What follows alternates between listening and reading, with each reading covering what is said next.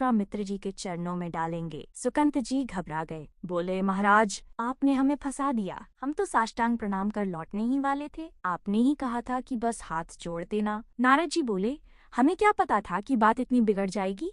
अब तो समस्या सच में फंस गई है।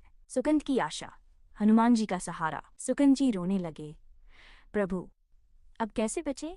भगवान ने तो कह दिया है, मैं रघुवंशी नहीं यदि सूर्यास्त से पहले उसका मस्तक आपके चरणों में ना पहुंचाऊं। और भगवान कभी मिथ्या वचन नहीं कहते। अब तो मैं मारा ही जाऊंगा। कोई उपाय है प्रभु? नारद जी बोले, एक ही उपाय है हनुमान जी, वही बचा सकते हैं। सुकंत बोले, पर राम जी की आज्ञा का विरोध हनुमान जी कैसे कर सकते हैं?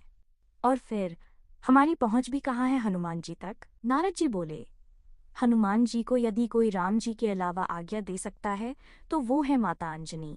चलो मैं तुम्हें उनसे मिलवाता हूँ। नारद जी उन्हें अंजनी माता के पास ले गए। सुकंत जी ने साष्टांग दंडवत प्रणाम किया और रोते हुए कहा, माँ रक्षा कीजिए। माता अंजनी बोली, बेटा बताओ तो सही, क्या समस्या है? माता अंजनी ने लिया सुकंत की रक्षा का व्रत। सुकंत बोले, माँ त्रिभुवन में अब केवल आप ही हैं जो मेरी रक्षा कर सकती हैं।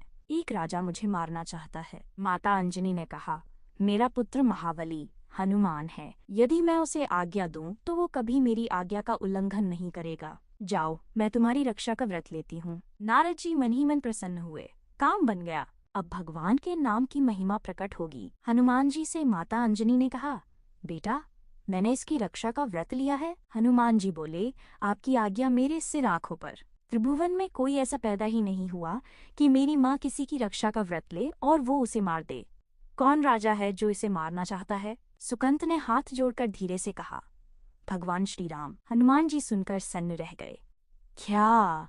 मेरे स्वामी, माँ आपने किसके विरुद्ध रक्षा का व्रत ले लिया? माँ ये तो मेरे प्रभु हैं, उनके विरुद्ध मैं कैसे खड़ा हो सकता हूँ? माता अंजनी बोली, बेटा हमने तो वचन दे दिया है, अब उसे निभाना होगा।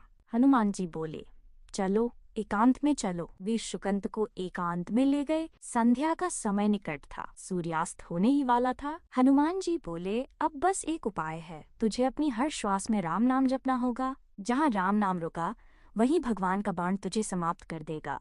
पर यदि तेरी हर श्वास में राम नाम चलता रहा तो तू बच जाएगा। तू बस सीताराम सीताराम सीताराम यही जपता रह। ये क्रम कभी टूटना नहीं चाहिए। यदि बीच में जरा भी अंतर पड़ा तो प्रभु का अमोघ बाण तुझे काट देगा। अब तू चिंता मत कर, बैठ जा और नाम जप शुरू कर दे। सुकंत बैठ गए और जपने लगे, सीताराम सीताराम सीताराम। हनुमान जी महाराज ने करताल उठाई